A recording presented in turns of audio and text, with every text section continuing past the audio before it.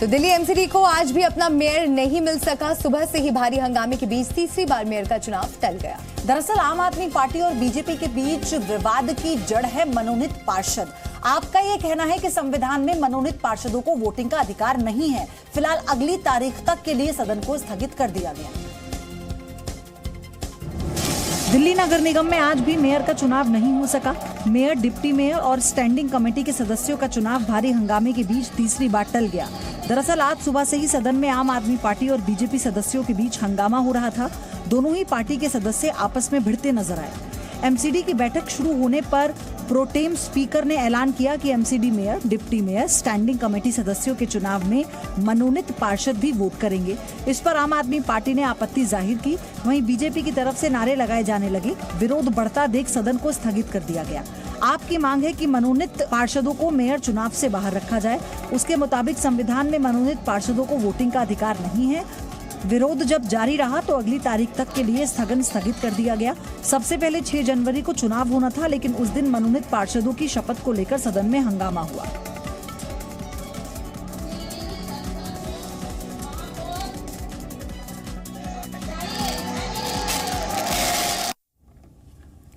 अडानी विवाद पर आज दोनों सदनों में विपक्ष ने जमकर हंगामा किया। विपक्ष की मांग है कि अडानी मुद्दे पर संयुक्त संसदीय समिति बनाई जाए। वहीं सोनिया गांधी ने कहा है कि पीएम मोदी की नीतियों से उनके अमीर दोस्तों को ही फायदा हो रहा है।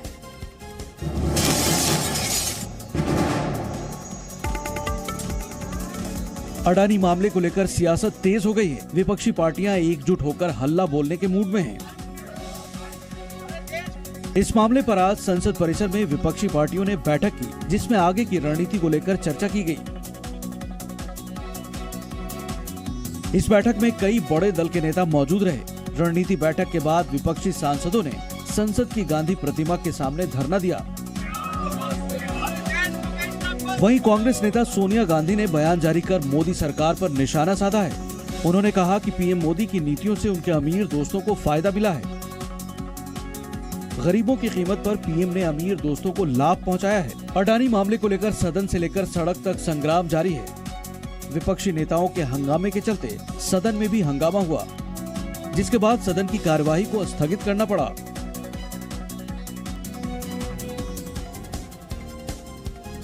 तो अडानी मामले को लेकर सियासत लगातार तेज हो रही है और इस पूरे मुद्दे पर दोनों सदनों में हंगामा आज भी बरपा। अब आगे बढ़ते हैं और अगली खबर आपको दिखाते हैं। अडानी मुद्दे पर कांग्रेस ने देश के कई शहरों में प्रदर्शन किया। एलआईसी और एसबीआई की इमारतों के सामने नारेबाजी की गई। दिल्ली, मुंबई, जम्मू, चेन्नई में एनएसयूआई कार्यकर्ताओं ने प्रदर्शन किया और सरकार के खिलाफ नारेबाजी भी की। अडानी हिंडनबर्ग विवाद को लेकर देश भर में आज कांग्रेस विरोध प्रदर्शन कर रही है। कांग्रेस ये देशव्यापी विरोध प्रदर्शन देश भर के एलआईसी और एसबीआई की ब्रांच के सामने कर रही है। कांग्रेस का आरोप है कि एक खास कंपनी को इसके जरिए फायदा पहुंचाया जा रहा है। हम आपको दिल्ली के जंतर मंतर की तस्वीरें दिखाते हैं। एनएसयूआई के कार्यकर्ता जंतर मंतर पर जमकर विरोध प्रदर्शन कर रहे हैं। प्रदर्शनकारी हाथों में पोस्टर और बैनर लिए हुए हैं।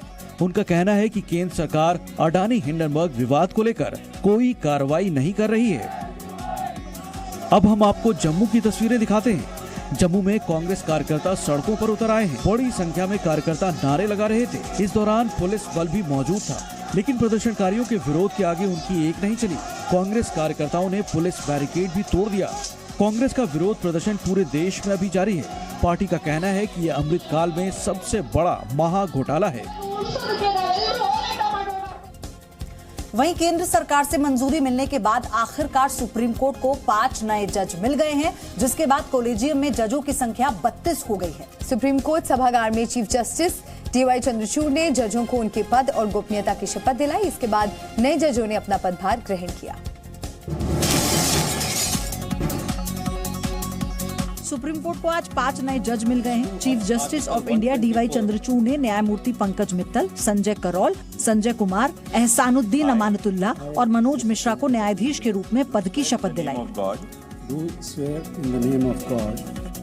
Pankaj Mittal Rajasthan high court, Sanjay Karol Patna high court, PV Sanjay Kumar Manipur high court के चीफ जस्टिस रह चुके हैं। वहीं एहसानुद्दीन अमानतुल्ला पटना हाईकोर्ट और मनोज मिश्रा इलाहाबाद हाईकोर्ट के जस्टिस रह चुके हैं। सुप्रीम कोर्ट कॉलेजियम ने बीते 13 दिसंबर को इन जजों के नाम मंजूरी के लिए केंद्र सरकार के पास भेजे थे। 5 जजों की नियुक्ति के साथ सुप्रीम कोर्ट में अब तक 32 जज हो गए हैं। ये प्रस्ताव पिछले कुछ समय से केंद्र सरकार के पास अटका हुआ था। उससे फाइनल मंजूरी मिलने के बाद इन 5 न्यायाधीशों की नियुक्ति का रास्ता साफ हो गया। शनिवार को द्रौपदी मुर्मू ने उस पर हस्ताक्षर कर फाइनल मंजूरी दे दी। आज प्रधानमंत्री नरेंद्र मोदी कर्नाटक के दौरे पर हैं। पीएम मोदी ने बेंगलुरु में इंडिया एनर्जी वीक 2023 का उद्घाटन किया। इसके अलावा पीएम मोदी तुमकुरू में HAL की सबसे बड़ी हेलीकॉप्टर फैक्ट्री का उद्घाटन भी करेंगे।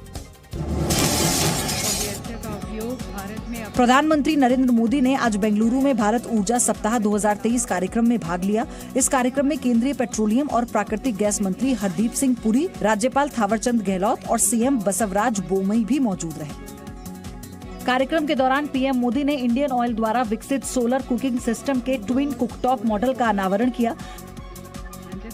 इस कार्यक्रम के दौरान उन्होंने अपना संबोधन भी किया। अपने संबोधन में सबसे पहले उन्होंने तुर्की में भूकंप में मारे गए लोगों के प्रति संवेदना व्यक्त की। पीएम मोदी ने कहा कि बेंगलुरु टेक्नोलॉजी, टैलेंट और इनोवेशन की एनर्जी से भरा एक शहर है। मेरी तरह आप भी यहाँ के युवा ऊर्जा को अनुभव कर रहे होंगे। ये भारत की G20 प्रेसिडेंसी कैलेंडर का पहला बड़ा एनर्जी इवेंट है। भारत के लोगों की आकांक्षाओं को पूरा करने के लिए एनर्जी बहुत बड़ा फैक्टर है। रामचरितमानस में लिखी कुछ पंक्तियों को लेकर चल रहे विवाद के बीच आरएसएस चीफ मोहन भागवत ने जाति व्यवस्था पर बड़ा बयान दिया। मोहन भागवत ने कहा कि जाति भगवान ने नहीं बनाई है, बल्कि जाति पंडितों और पुजारियों ने बनाई है। संघ प्रमुख मोहन भागवत ने जातिवाद को लेकर बड़ा बयान दिया है। मोहन भागवत ने मुंबई के कार्यक्रम में कहा कि शास्त्रों का आधार लेकर पंडित लोग जो कहते हैं वो झूठ है। कोणीही उच्च नीच नाही, शास्त्रांचा आधार घेऊन पंडित लोक जे सांगत असतात ते खोटं आहे। जाती जातीच्या श्रेष्ठत्वाच्या कल्पनेमध्ये उच्च नीचतेच्या भोवऱ्यात अडकून आपण भ्रमिष्ट झालो आहोत।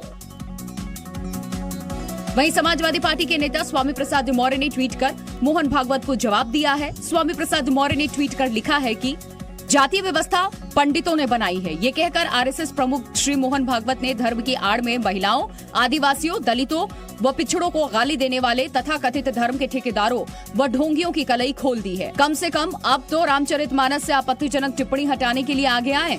मात्र बयान देकर के लीपापोती करने से बात बनने वाली नहीं है। रामचरितमानस की प्रतियां जलाने के मामले में बड़ा एक्शन हुआ है। 2 आरोपियों के खिलाफ NSA लगाया गया है। पुलिस ने सलीम हसन और सत्येंद्र कुशवाहा समेत 5 लोगों को गिरफ्तार किया था। जांच के बाद 2 पर राष्ट्रीय सुरक्षा कानून लगाया गया।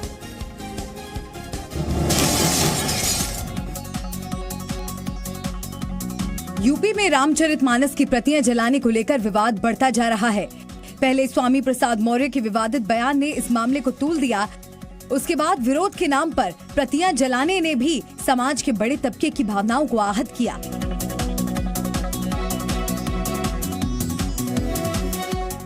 अब उस विवाद को लेकर ही यूपी पुलिस ने बड़ा एक्शन लिया है। मानस की प्रतियां जलाने वाले 2 आरोपियों के खिलाफ रासुका लगाया गया है।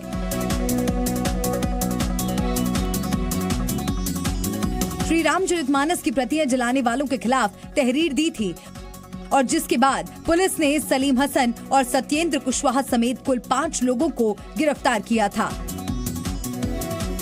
फिर गिरफ्तार आरोपियों के खिलाफ जांच पड़ताल की कार्रवाई शुरू की गई, जिसके बाद सलीम और सत्येंद्र कुशवाहा के खिलाफ NSA की कार्रवाई करते हुए रासुका लगाया गया है। समाजवादी पार्टी के अध्यक्ष अखिलेश यादव ने रामचरितमानस को लेकर अपनी बात दोहराई है। अखिलेश यादव ने कहा है कि गलत तो गलत ही है। उन्होंने यूपी के सीएम योगी आदित्यनाथ पर तंज भी कसा है। यूपी के पूर्व सीएम अखिलेश यादव ने कहा है कि उन्हें रामचरितमानस से शिकायत नहीं है, लेकिन जो गलत है वो गलत है। रामचरितमानस से शिकायत नहीं, जो गलत है वो गलत है। अखिलेश यादव ने यूपी के सीएम योगी आदित्यनाथ पर तंज भी कसा और कहा कि वो आज भी हर सुबह 1 घंटा भजन सुनते हैं। योगी जी शायद मुख्यमंत्री होकर के भजन नहीं सुन पाते होंगे क्योंकि वो व्यस्त हैं। उन्हें तो सब भजन याद होंगे क्योंकि वो उस संस्था, उस परंपरा से आ रहे हैं जहाँ भजन होता है। भजन उन्होंने पहले से सुने होंगे। मैं आज भी 1 घंटा भजन सुबह सुनता हूँ।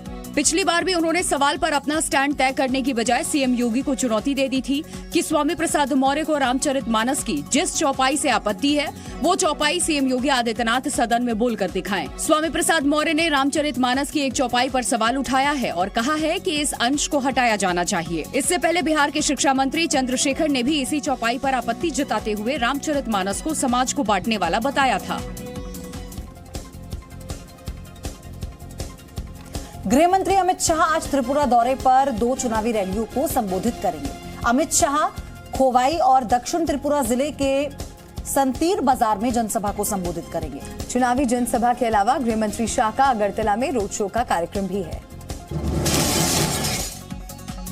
त्रिपुरा विधानसभा चुनाव को लेकर सभी राजनीतिक पार्टियों ने प्रचार तेज कर दिया है। बीजेपी के स्टार प्रचारक और केंद्रीय गृह मंत्री अमित शाह त्रिपुरा दौरे पर हैं। अमित शाह यहां 2 चुनावी रैलियों को संबोधित करेंगे। शाह खोवाई और दक्षिण त्रिपुरा जिले के संतीर बाजार में 2 रैलियों को संबोधित करेंगे। इसके बाद वो अगरतला में भी एक रोड शो में शामिल होंगे। गृह मंत्री अमित शाह रैलियों में बीजेपी के प्रत्याशियों के लिए गरजने वाले हैं ताकि बीजेपी अपनी जीत सुनिश्चित करने में कामयाब हो सके। बीजेपी के लिए त्रिपुरा चुनाव की डगर बहुत ही मुश्किल होने वाली है क्योंकि सीपीआई-एम और कांग्रेस चुनाव में एक साथ उतरे हैं। वहीं नवगठित राजनीतिक दल टिपरा मोथा ने सियासी समीकरण पूरी तरह से बदल दिए हैं। चुनाव के बाद टिपरा मोथा किंग मेकर की भूमिका में हो सकती है। 2018 में विधानसभा चुनाव में बीजेपी ने शानदार जीत दर्ज की थी। अपनी जीत के बाद बीजेपी ने बिप्लब देब को मुख्यमंत्री नियुक्त किया था। क्या उपेंद्र कुशवाहा और जेडीयू की राहें अब अलग होने वाली हैं? कम से कम संकेत तो यही मिल रहे हैं। नीतीश से नाराज कुशवाहा ने एक अहम बैठक बुलाई है जो पटना में 19 और 20 फरवरी को होगी। जनता दल यूनाइटेड नेता उपेंद्र कुशवाहा और उनकी पार्टी के बीच सब कुछ ठीक नहीं चल रहा है। पार्टी में अपने खिलाफ बयानबाजी से नाराज उपेंद्र कुशवाहा ने 19 और 20 फरवरी को पटना में एक बैठक बुलाई है जिसमें पार्टी के सभी वरिष्ठ नेताओं को निमंत्रण भेजा गया है। कुशवाहा का कहना है कि पिछले 1-1.5 महीने से मैं पार्टी को बचाने की हर संभव कोशिश कर रहा हूं, लेकिन मुख्यमंत्री नीतीश कुमार की तरफ से लगातार मेरी अनदेखी की जा रही है। हम लगातार पार्टी की मजबूती की कोशिश कर रहे हैं, लेकिन हमारी बातों पर माननीय मुख्यमंत्री जी की ओर से बिल्कुल ध्यान नहीं दिया जा रहा है। उपेंद्र कुशवाहा के बैठक बुलाने पर पार्टी ने सख्त प्रतिक्रिया दी है। जेडीयू अध्यक्ष ललन सिंह ने कहा है कि अगर उन्हें कोई समस्या है तो वो पार्टी फोरम पर आकर अपनी बात रख सकते हैं, लेकिन भविष्य की राजनीति क्या होगी ये कोई नहीं बता सकता। पार्टी से अगर किसी को कोई शिकायत होती है तो वो पार्टी के फोरम पर बात करते हैं, अगर उनकी मंशा साफ होती है तो। जम्मू कश्मीर के डोडा के बाद अब रामबन में भी घरों में दरारें पड़ने लगी हैं। मकानों में दरार आने पर लोग खौफजदा हैं। घरों में पड़ रही दरार को लेकर हाईवे बना रही कंपनी को जिम्मेदार ठहराया गया है, जिसकी वजह से इलाके की पहाड़ी धीरे धीरे दरक रही है। राजमार्ग विस्तार के दौरान रामबन जिले में 5 परिवारों को एक स्कूल की इमारत में शिफ्ट कर दिया गया है। इन लोगों के मकानों में दरार आ गई है। एक निर्माण कंपनी की ओर से हाईवे पर चट्टानों की कटिंग का काम चल रहा है। घरों में इसी वजह से दरारें आ गई हैं। भूवैज्ञानिक सर्वेक्षण के विशेषज्ञों की एक टीम ने शनिवार को जम्मू कश्मीर के डोडा जिले के एक गांव का निरीक्षण किया था। जीएसआई टीम जल्द ही अपनी रिपोर्ट देगी। वहीं जम्मू के डोडा में भी 21 मकानों में दरार आ गए हैं। जम्मू यूनिवर्सिटी की एक टीम इनकी जांच कर रही है। विशेषज्ञों की टीम ने मौके से सैंपल लिया। 1-2 दिन के अंदर जो है वो फॉर्मल रिपोर्ट गवर्नमेंट को सबमिट कर देंगे। उसी के बाद जो है गवर्नमेंट एक डिसीजन लेगी क्या फर्दर इसको किया जाएगा। स्थानीय लोगों ने आरोप लगाया है कि गलत तरीके से मिट्टी काटे जाने के कारण भूस्खलन हुए। इस वजह से लोगों के मकान क्षतिग्रस्त हो गए। आशंका है कि बारिश में दरारें बढ़ सकती हैं और दूसरे कई घरों को भी नुकसान हो सकता है। अलीगढ़ जेल में बंद कैदियों ने अपना हुनर दिखाते हुए लकड़ी से शंख और शिवलिंग बनाया है, जिसकी प्रधानमंत्री नरेंद्र मोदी ने भी खूब तारीफ की है। अब इनके सामान की प्रदर्शनी लगाई गई है।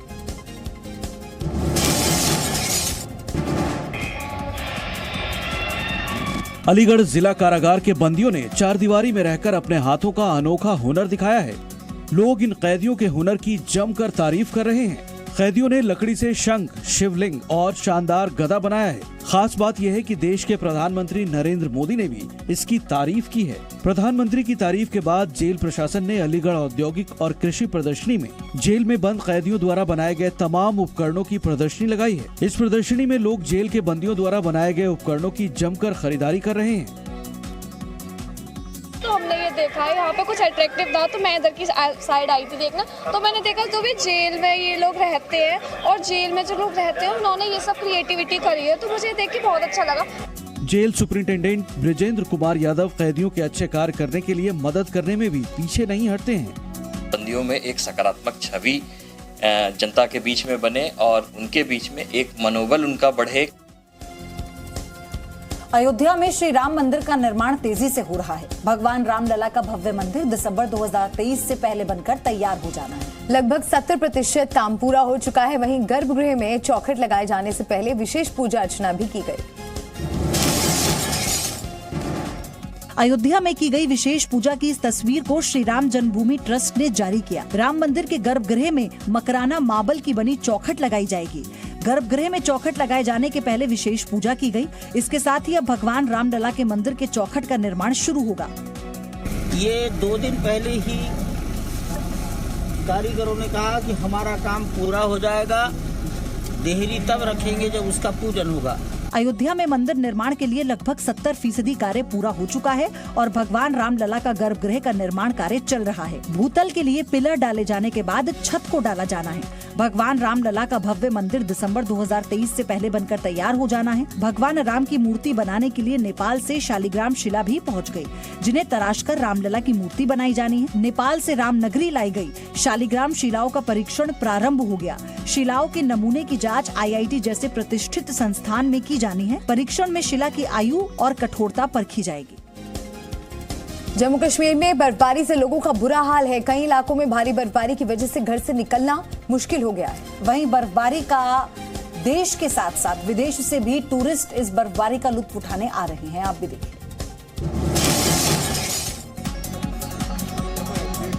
जम्मू कश्मीर में भारी बर्फबारी का दौर जारी है। बर्फबारी कितनी ज्यादा हो रही है, इस बात का अंदाजा आप इन तस्वीरों को देखकर लगा सकते हैं।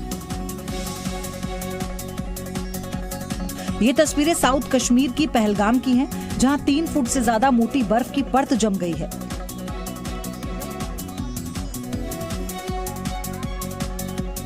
और बर्फबारी के बाद ये पूरा इलाका टूरिस्ट से गुलजार हो गया है।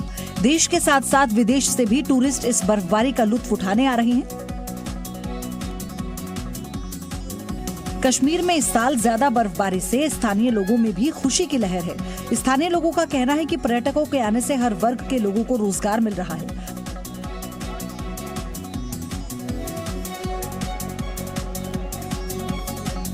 वहीं जानकारी के मुताबिक इस तरह की भीड़ पहलगाम में पहली बार देखने को मिली है। वहीं तुर्की में भूकंप से मरने वालों की संख्या लगातार बढ़ती जा रही है और इस वक्त की बात करें तो अब तक कुल 284 लोगों की मौत हो चुकी है। यहाँ पर 7.9 तीव्रता के भूकंप ने ऐसी तबाही मचाई है कि जिधर भी देखें धराशायी इमारतें उस खौफनाक पल का गवाह दे रहे हैं। तुर्की में भूकंप से भारी तबाही हुई है। तुर्की में 7.9 तीव्रता के भूकंप से चारों ओर तबाही का मंजर दिखाई दे रहा है। खबरों के मुताबिक इस भूकंप में मरने वालों का आंकड़ा बढ़ता जा रहा है, जबकि कई लोग इसमें घायल हैं। ये भूकंप दक्षिण तुर्की के गाजियानटेप के पास आया। अमेरिकी सर्वेक्षण के मुताबिक भूकंप के बाद मध्य तुर्की में काफी देर तक झटके महसूस किए गए। पहले भूकंप के बाद 6.7 की तीव्रता वाला एक और भूकंप आया, जो कि 9.9 किलोमीटर दूर था। ये भूकंप 11 मिनट के बाद ही आया। बताया जा रहा है करीब 15 इमारतें भूकंप की वजह से गिर गई हैं।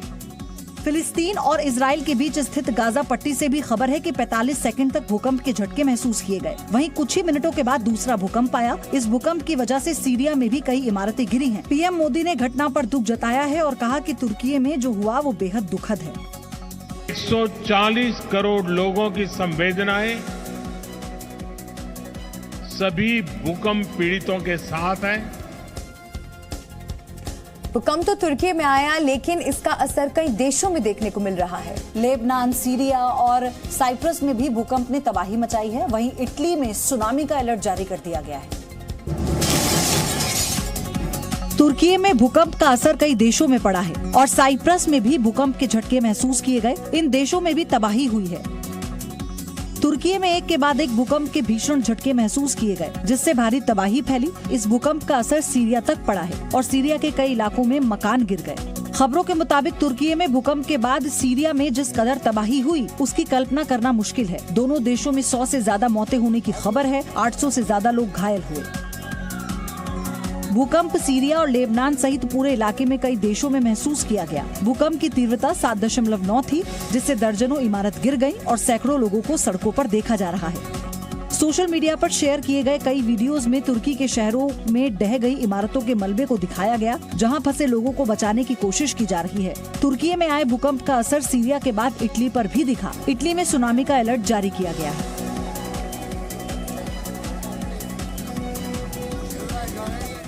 इसी के साथ चिली के जंगलों में फैली आग इलाकों को अपनी चपेट में लेती जा रही है और इस आग को बुझाने की हर संभव कोशिश की जा रही है, लेकिन आग बुझाने की बजाय धधकती जा रही है। दर्जनों दमकल कर्मी आग को बुझाने की कोशिश में लगे हुए हैं। आग की वजह से 24 लोगों को अब तक अपनी जान गंवानी पड़ी है।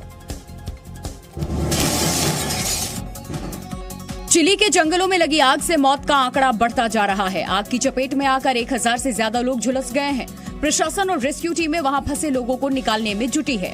सरकार ने इसे राष्ट्रीय आपदा घोषित कर दिया है। आग की वजह से 8000 घर भी जल गए हैं। जानकारी के मुताबिक मौसम की वजह से फैल रही आग पर काबू पाना कठिन हो रहा है। शुक्रवार को 76 और जगहों पर आग लग गई थी।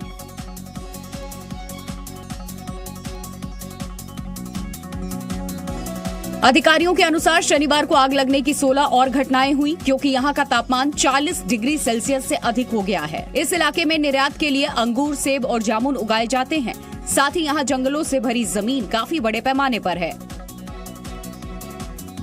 सरकारी आंकड़ों के मुताबिक आग से लगभग 40,000 हेक्टेयर जंगल जल चुका है। ये अमेरिकी शहर फिलाडेल्फिया से भी बड़ा क्षेत्र है।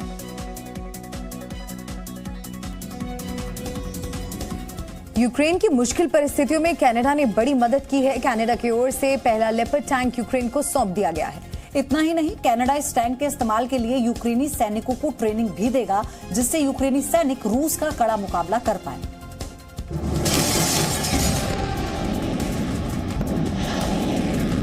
रूस और यूक्रेन के बीच चल रहे भीषण युद्ध के बीच कनाडा ने यूक्रेन के हाथ मजबूत किए। कनाडा की ओर से यूक्रेन को एक लेपर्ड टैंक दिया गया। कनाडा एयरफोर्स ने इस टैंक को पोलैंड तक पहुंचाया है। इस मदद के साथ कनाडा ने यूक्रेन को संदेश भी दे दिया कि इस मुश्किल घड़ी में कनाडा उसके साथ है। साथ ही टैंक के बेहतर इस्तेमाल के लिए कनाडा यूक्रेन के सैनिकों को ट्रेनिंग भी देगा। लेपर्ड टैंक दुनिया के बेहतरीन बैटल टैंकों में से एक माना जाता है। ये टैंक फायर पावर, सुरक्षा और रफ्तार के मामले में भी बेहतरीन है। इस टैंक का वजन करीब 55 टन होता है और इसकी रेंज 500 किलोमीटर से भी ज्यादा होती है। टैंक की रफ्तार की बात की जाए तो 68 किलोमीटर प्रति घंटे की रफ्तार से चल सकता है। यूक्रेन के अधिकारियों को शक है कि जब इस युद्ध को 1 साल पूरे हो रहे हैं, तो ऐसे में रूस यूक्रेन पर हमला तेज कर सकता है और रूस बड़े पैमाने पर बमबारी की तैयारी कर रहा है। ऐसे में ये टैंक आमने सामने की लड़ाई में रूस को मुंहतोड़ जवाब देने में अहम साबित होगा।